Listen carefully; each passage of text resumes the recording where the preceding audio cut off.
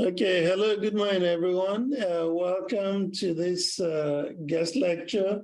We have Professor Kahilu Kajimo-Shakantu, who is the head of the Department of Quantity Surveying and Construction Management at the University of the Free State in South Africa.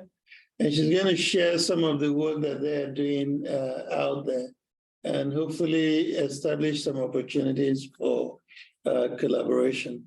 So over to you, Kahilu. Thank you so much, Prof. And I'm so happy to be here. Let's just see how I'm going to get this right. Where's the arrow that you say first time as Hous? Yeah, that one. Yeah. Is that the first slide? Yeah. Okay. Yeah, keep going. It's okay. Okay.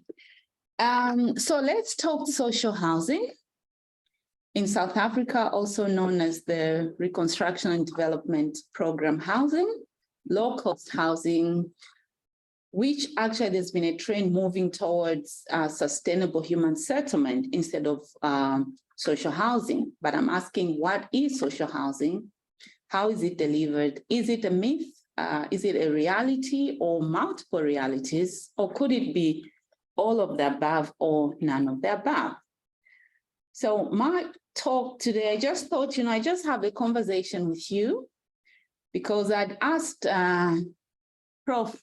Dr. Chime here whether I could do some motivational speaking or should I do something about low-cost housing, because I also realized that here they use a Center for Housing Studies. He was like, oh, don't even think about motivational speaking. You go ahead with the low-cost housing. So yeah, we are highly motivated. So I was like, I really want to do my motivational speaking. It's like, not so quiet, yeah, but I'm just so happy to be here. So it's just going to be sort of following the standard presentation with the introduction and the problem, talking a little bit more, just discussion and sharing some of the research that we've been doing. And I didn't want to start with my name because recently I was at this, it's a talk that we had with my students, and the presenter who came was like, don't start by some, glad at least Prof introduced me. I didn't have to introduce myself. But I'm coming from the University of the Free State, in the Free State province in South Africa, and arguably the only state in the whole entire wide world that is truly free. So I'm so free. I'm really feeling free here. And as you can see, by the way, I hope at home I don't get in trouble with this T-shirt. I've become, what do you call honorary? Yeah, I'm a getter now. I spent some 45 minutes with Prof. Dr. Rob yesterday. My mannerisms changed, my dressing changed, so I'm glad to be here. Let's see how we do. So that's what we're doing today. So I thought in terms of introduction, I just show, especially those who've never been to Africa. This is a picture of part of Africa. So we've got infrastructure that is equally sophisticated. We've got the stadia, we've got, Durban, Johannesburg, and places like that. We've got the beauty, we've got the flowers, we've got the scenery, the beaches, we've got it all. The Victoria Falls and all that. If you see one of those cities in the US, the other one is daylight in Johannesburg. So, but having said that, South Africa, you see, there's Cape Town backdrop. We've got a Table Mountain that is unique in the whole world. But South Africa is characterized by a dual economy, what we call the two economies in one.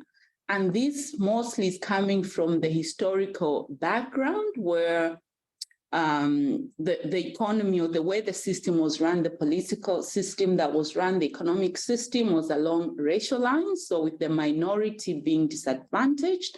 So you come up now with this economy where you've got the sophisticated, like what is here on your right, that's very developed, that is world-class facilities that we have, whether it's financial infrastructure and all that. But also in most cities, we get to have, which is characteristic of South Africa, along major cities, you also have informal settlements. And this is what I'm here to talk about in terms of sharing. How are we dealing with this in South Africa? And maybe how is it dealt with in other places? What can we share? What can we learn? And where are we getting to? So part of the problem and part of the background then, when we look at South Africa, I've talked a bit about its historical, which is a lot of history there. But in 1994, a democratically elected government came into power. So at the time it came into power, there was a huge backlog of housing because of the minority, which are the majority of the population, but ethnically the minority were discriminated against and disadvantaged. They could not own property and land and all those other important assets. So there was a huge backlog. Just a little bit of statistics here. The group that we're interested in terms of the research focused on the 60% of the population in South Africa, actually that ends, that 3,500 could be divided by about $18 or $20. I don't know what that is in dollars.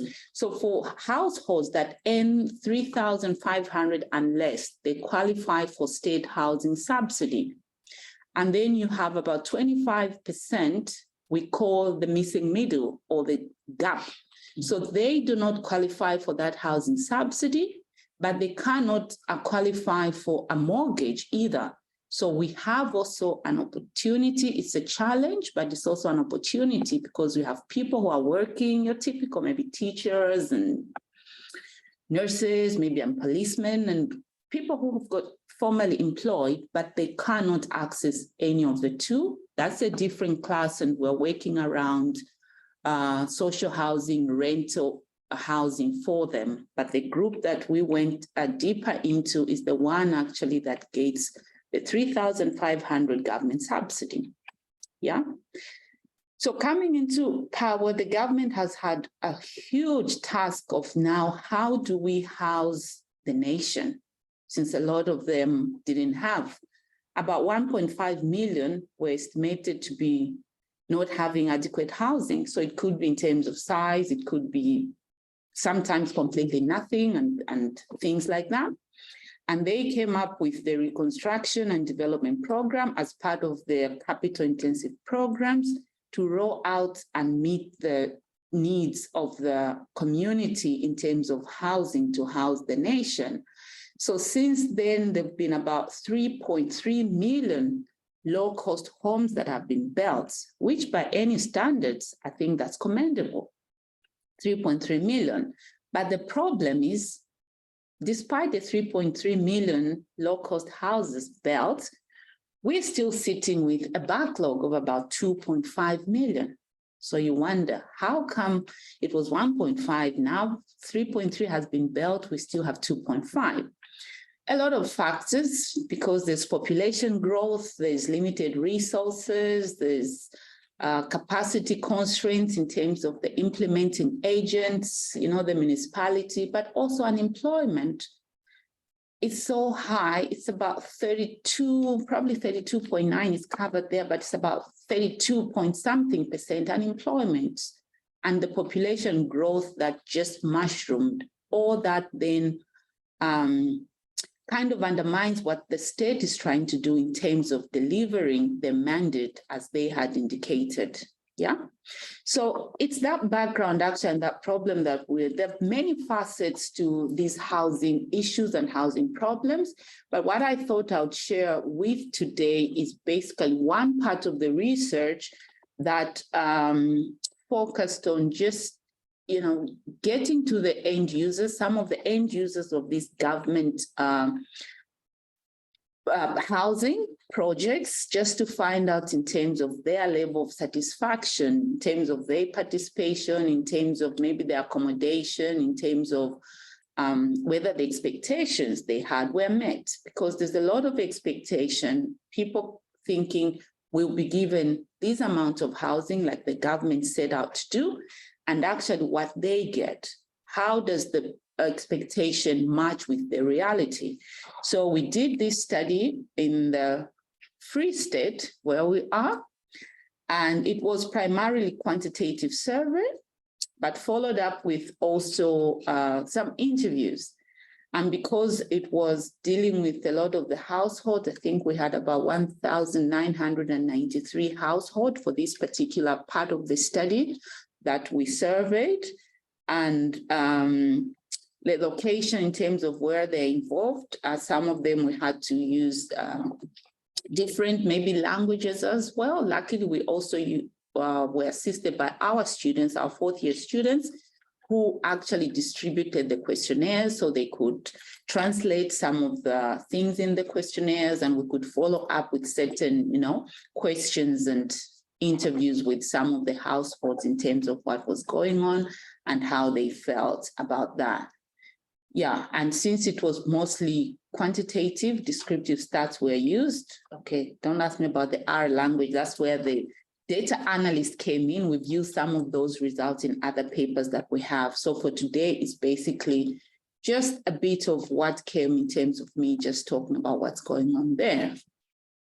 Okay, just a few stats. I won't really spend a lot of time here, but just to show in terms of who participated in the study. If you see, okay, I don't have a click highlighter, but okay, they won't see. I think you won't see even if I do that. That's just for me. In terms of employment, you could already see that most of the people, actually the respondents who answered our survey, indicated that they were not employed. And this is twice the national percentage, but it just confirms the high unemployment level, which impacts when we come and talk in terms of the size and affordability. That is the reflection of the national level. And also, if you look at the ages, it was across the board from as young as the first group was actually 10 to 20.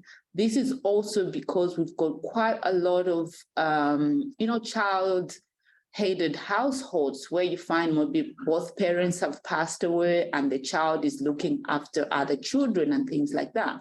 So that is just some of the basic statistics that we had. And a couple of things that we just went into, asking them about how they felt about the housing itself in terms of whether there's specific circumstances or their needs were taken into account. We also found out about whether the quality of the housing was good for their use and for occupation. And how about the size in relation to the family size and the accommodation? Also, whether there was proper consultation that was done, stakeholder engagement with the community. And we also tried to establish the issue of maintenance. So, and a couple of other factors, there was a whole list of many factors that we went into, but just singled these 5 to just highlight because they also came out quite strong. If you look at the things that we did here with the means and stuff, but in terms of the needs, it was felt for nearly most of the respondents, actually, they did not think or they do not feel that the needs, their particular needs as a family, are met by what is provided by the state, yeah?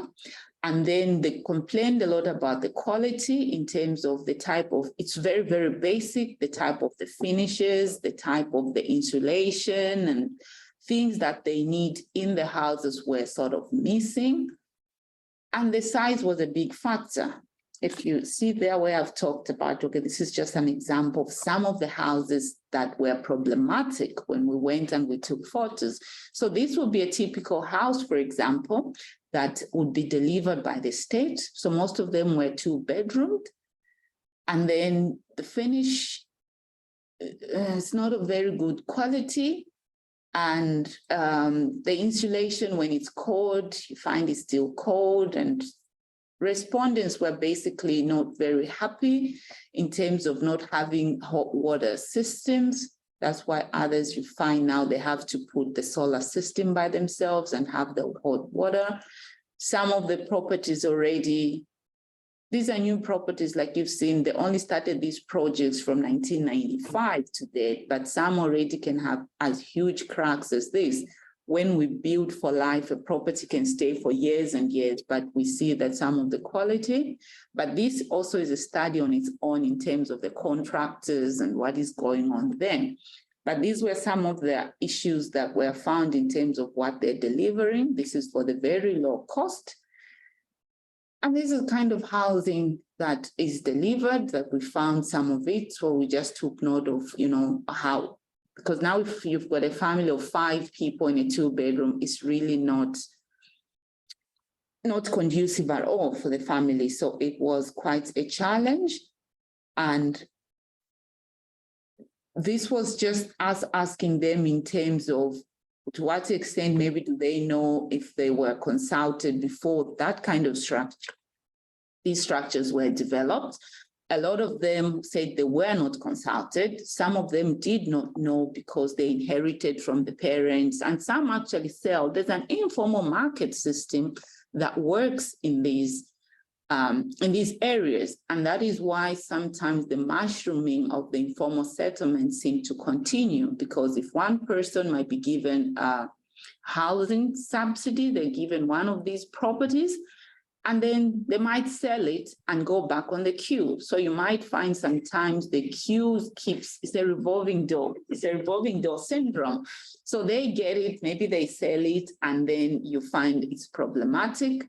What was interesting was, and with those who indicated that they had been, but when we did the interviews, we found that between the period 1995 to about 2000, there was quite a lot of engagement with the community. We suppose maybe because everybody was on fire, we're going to build, we're going to house the nation, let's do this together. So there was a lot of community engagement and people were excited. A lot who came afterwards, they're like, no, we're not. Yeah. Although later also when we interviewed the metropolitan municipality, they indicated actually they do have community meetings and things like that. So the results did not seem to be very consistent, but I think it's just that the beneficiaries want more detailed engagement for them to participate, to feel like they're part of the process and they can give input into the product and the process. Whereas I think the service providers or the implementing agents are not moving that way. So I think this was the point of asking them in terms of the size, because what happens also with the states, I think we're just talking about this earlier with some colleagues here. The state has a fixed figure, for example, for people who can qualify for the subsidy. So there is no variation of whether you've got a big family or a small family, you live in the most expensive city or you don't. It's a flat figure. So if you earn 3,500 or less, you qualify for the same. So that sometimes impacts, and you find the beneficiary want to have that room of, maybe if my family is big, can other things happen, or there are alternatives? But unfortunately, due to this type of finance, because in this category, you don't find a lot of private developers because it's a high risk. They are considered as high risk, and mostly they're relying on government funding. So if it's government funding, obviously then it's stretched even a bit more and it becomes just difficult to meet the needs. Yeah. So this was typically the area that we surveyed. Most of it actually was a 2-bedroom, like what I showed earlier, which is not adequate, because if you look at the number of rooms in relation to the number of people in the house, the occupants average was about 5 to 13 per family, because some of them have great, grandkids and other kids and all that kind of tomorrow. So it doesn't. Maggie Valley is going to be 55. Wow. And rainy. Okay. I think someone maybe should be on. Yeah. Yeah. Please, could you mute yourself? Sometime this summer, they've been having a both lot of of people them are there, so on. maybe. Mhm. In July. It's where Participants. yeah, let's just see who's on. Eh? We'll have to, Yes. what part of July? These two. Evelyn, How see, yeah, just can you put mute them? Yeah. Yeah. I don't know, I'm gonna call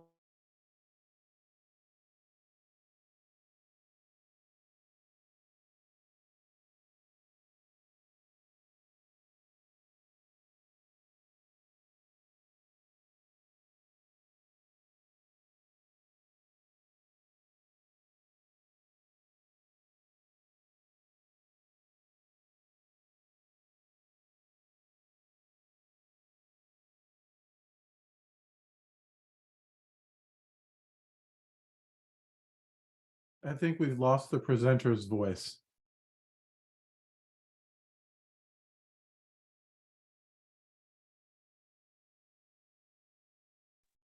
Where is that? No, you didn't, but Okay. All Go right, ahead. can you hear me now? Sorry. Yeah, go I ahead. think Thank I you, did. thank you. All right, thank you. Yeah, so I was just saying, we also then had to look at just engage the respondents in terms of their expectations. To what extent or how were the expectations met? So we asked them regarding before they received those housing from the state versus, after, in terms of what they thought about the living improvements. Did it improve?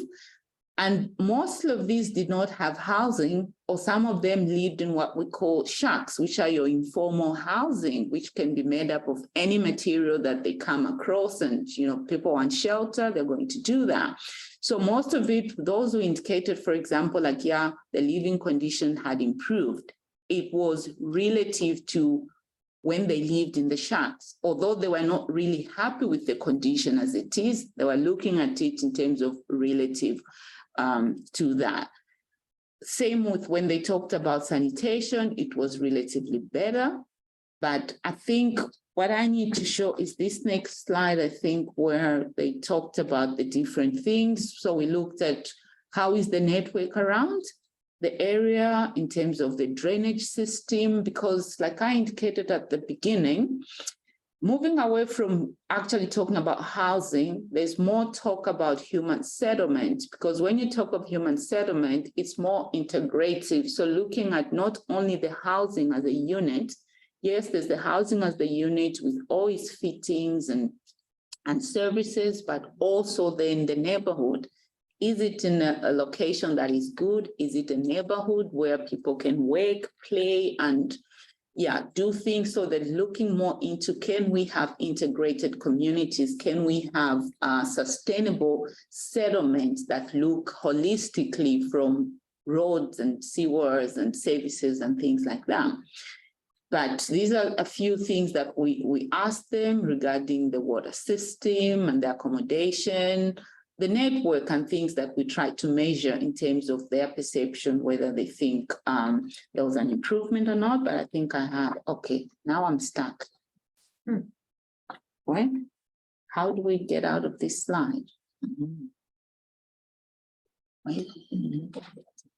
Okay, I think it's more, yeah? Okay, I think it's just more. So I think that table that I was just showing is more just explained here in terms of, like I indicated previously, a lot of it was just 2-bedroom houses, which there's a lot of overcrowding, because if you can imagine 5, maybe it's fine, 5 people, but 5 to 13, some of them are 10. They just come out when it's morning and they're like, where did all these people come from? So there's a lot of overcrowding, which comes with a lot of other negative, health and safety issues and things like that, because there's no correspondence between the units and the kind of family sizes that is there. So the expectations were met, for example, in terms of improved living conditions. They said there was better sanitary environment and a more comfortable environment compared to the shack structures that they were in. They were cold and there were all those other things. But also then the expectations were hardly met. They didn't feel the environment was safe. The space, adequate space was not there. The fittings, the finishes, they were not good. The road network is also one thing that they were not happy about. I just need to see, So despite the basic facilities being there, like your electricity and your water, there's still, not good heating and all the other, just above your basic services that you need in a house. So they were quite unhappy with the plot size. And you would imagine they would be unhappy because if you're going to be 10 of you in that household, they want to do extensions. So what you find sometimes is the state will provide good housing, good material, conventional, or things like that. But then because it's not enough for the family, they try then to do their own extension. So now that extension becomes like an extension of what you previously were trying to run away from. They're just going to extend and use their own construction, their own material and all that. So they would prefer big plots in order to do some also it's good because some manage to get employment and they really can do proper extension to their homes and they can beautify it. But the majority, like we saw, who said they're not employed, that becomes a problem. And it's that same group that had a problem with the issue of maintenance. So the state goes ahead, puts in your basic infrastructure, gives them the basic, but the question becomes, how do you maintain? How do you uphold the value of the property? How do you actually enhance the value? So that becomes a problem. You find a lot of the properties begin to dilapidate because there's no maintenance. They simply cannot afford to improve the property. So there's expectation of the state to still maintain the properties. And the state coffers, like we all know, sometimes it's limited. We're overtaxed, but then the needs keep coming. So maintenance is an issue. And like we said, the consultation, the stakeholder engagement was not really there. And also, maybe part, I know I put it up there, but in the results, maybe I've not shown, but it's part of this. Also, when we looked at the type of project management that was going on, how do they manage these projects then from the municipality side? Project management systems in place were quite poor, like you've seen already even from the engagement, the community engagement was lacking and, you know, the delivery was mostly on the poor side. So that became quite an issue around how do we improve it and what do we do and how do we make it better. So the other thing also then is the culture. I think we've mentioned the culture of entitlement also comes in. So already on one side, if you've got recipients, respondents who feel entitled, like, yeah, you promised you're going to deliver, I want it now, I want it yesterday. If that's practice or that culture of entitlement makes them not even maybe think about what to do. And we have other groups, we've got a lot of other like NGOs and other community-based organizations that also play in this arena. At least when they come in, you can see a bit of difference because they require the community to be involved. They require the respondents to contribute some form of equity, even if it's just their own labor. So when they come in and they put something in, you can see the difference already. There's a big difference because there's that ownership and people want to look after. They take pride in their properties and they do that as compared to the ones where I'm waiting for the state, they give you, and then they say, where's the state to come and maintain my property? So the perception versus the reality, there seemed to be a mismatch. What people were expecting, what they thought would be coming, and actually what they said was in the ground, in most cases, it did not seem to tally. Yeah. So all in all, in terms of the lessons that we've learned and what we've seen and what is going on in there, yeah, on one hand, the state really is doing a commendable job. They've attempted, they've had programs, there's new breaking ground, and they've had papers on, you know, how to just do a lot of these reconstruction and development programs. They come up with ideas and they are implementing it.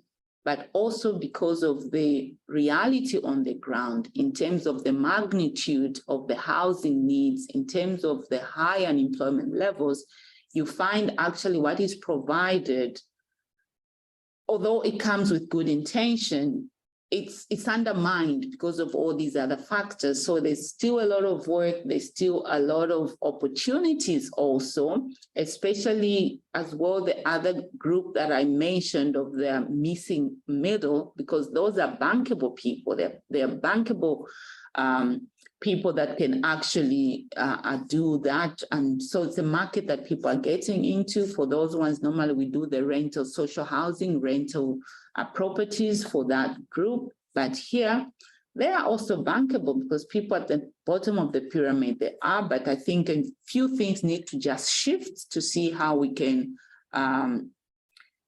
build on what is already going on right now. So obviously, because of the value of the properties that needs to be renovated, one needs to think of maybe people, when they come up with schemes, how do we come up with schemes that are community-based to ensure that, okay, at least the properties can uphold their values, and also just ensuring that, you know, the change of sales doesn't happen so quickly sometimes, and that is why the list keeps going on and on. And the culture of ownership, once it's really inculcated more in the people, they feel they own this, they're part of it. And the need for increased then awareness of the community, but also for participation, like trying to bring in private sector at a certain level where they can participate, which they often do, but like I said, not the very low end because of the high risks that people think they have. They don't want to go on sites because, you know, even just other projects, there's a time we've had the construction called construction mafias. So as in the construction, they think, yeah, they name themselves construction mafias. So if they're not happy with the project, the local community, because they want a certain percentage of labor, if they don't get it, they're going to halt the work on site. So you have to really understand the community. You have to understand the context of where the projects are. You need to have good relationship with community liaison person to just ensure that the community is part of the project from the start, and not when plans are already, you know, halfway and things like that. It normally doesn't turn out good. But if they know this is our project, they protect it, they'll guard it, and they'll cherish it, yeah? So the government has a lot of work still to do. And that is, yeah, it's also even a sad thing because they've done so much, but it's almost like still a drop in the ocean. So it's still, the jury's out there still in terms of how are we going to get through, because the numbers keep increasing. But then that is why they're saying there are opportunities of not just relying on the state. Let us bring in the private sector. Let us bring in the beneficiaries themselves and see what we could do.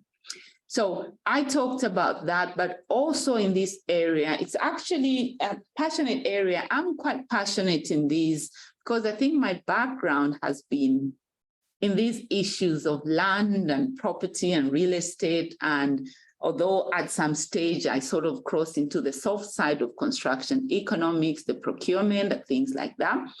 But my first love has been around things like that. So there's further work that we're still doing in this area right now. We're actually looking at, because as you've seen, there's a lot of housing that still needs to be built and it's quite expensive, you know? So the issue becomes, how do we do it? So we're also looking at alternative building technologies and thinking, how do we still deliver sustainable, affordable housing? Because that's the thing, the housing needs to be sustainable, both environmentally, economically, socially, and it should be then, yeah, economically, that's the affordable bit already in this, but also environmentally. So we're looking at different materials. We want to looking at how green building can come into this. So this is a current project actually that we're working on to just try and see what factors drive alternative building technologies, because the conventional building, as you've seen, there's a backlog. We cannot keep up with the pace. The backlog keeps increasing and the people who need housing keep increasing. And the conventional materials and conventional methods of production cannot just cope. So we're venturing more into, you know, what are the alternative building technologies and just trying to understand what drives, what are the drivers, but also what is the acceptance for the community, because that is another important thing. You can build whatever you want to build. You can take this beautiful shopping mall and you can take things there. If the community hasn't bought into it, that is going to be a white elephant. Everybody will be, they have to understand the concept, for example, of if I'm going to build now from housing, there's a housing settlement here. You also need to have a shopping center here. They have to know that and understand and buy into it. Otherwise, you take the shop here and everybody wants to be at the front of the shop. Or in the end, everybody's outside the shop because they don't want to be in the mall. So that is part of the community when one is working with the community to understand the dynamics and what works then. So yeah, so this I was just showing part of the work that we're doing, and yeah, for the Department of Human Settlement projects in terms of coming up with a framework that could, improve acceptance of alternative building technologies, because sometimes there are different schools of thought around that in terms of whether they're of the same quality, are they of the same, but other studies have shown, yes, you can, and they could be better. So we're looking into that as well. And also other areas, like I mentioned, issue of sustainability, green building, moving a little bit more also to the low cost housing, because initially it was just like, here's a shell, here's your 2 rooms, you have to move, but you realize, no, we can do better, and we can actually already take into account all these other things of, energy efficiency and water, because they go in there, they can't pay the utility bills. It still becomes a problem. And that's why some of them end up just selling these properties and going to another province and getting themselves maybe on the list again and again. Yeah, so there are things around innovative financing mechanisms in the low cost housing. We're also interested, we're looking at things to do with climate change and resilience, just looking at a lot of these low cost housing. Sometimes, they just show up in places maybe that are not even meant for that. And so we are looking at how do we ensure, or how do we mitigate, how do we do that? So it's quite a lot of opportunities in terms of what to do and what we're working with. So I thought we just share that as well. But this is also, it's one of the things that we're also doing with the state housing that I showed. Remember at the beginning, I showed just the standalone. But then the state was like, okay, we don't have to do standalone only, we can also do something like that. But this is what happens sometimes when you don't engage the community. And when there's a dispute, this is how we solve it sometimes. They start breaking it. And now the lease is going to be, because now here there's a dispute. Maybe this is not the property they wanted, or this is a different number. They wanted to be in 67, you gave them 66. They can start doing that, and hence saying the community really needs to come on board. And this is one of the development, the state housing properties that they thought, okay, because of land, we can't sprawl like that. Let's try to go up and see what we can do. So there is, so they also do this duplex sort of for the low cost housing. This is part of like an informal upgrading where it was informal settlement. They say, no, let us upgrade it and let us do the services and things like that. So there are a lot of positives as well, but there are also negatives. Yeah. So that is my story. These are just people that I worked with on the project. There's Chris there. I was hoping he would join, but at home it's 6 p.m. I think everybody was like, good luck, good luck. I think they have gone, they're not there. On a Friday. Yes, and it's a Friday, and my honors students assisted with the data collection because we had to go door to door. It was a very physical exercise. We couldn't do like, put it on the, and you had to literally go to the house, find who's there, talk to them. That's my PhD student, actually, or sister, just put the PowerPoint slide for me. That's why I'm just flowing like that, Prof. Yeah, but this is part of a bigger project that we're working on that was funded by our faculty research, funding for us to do this.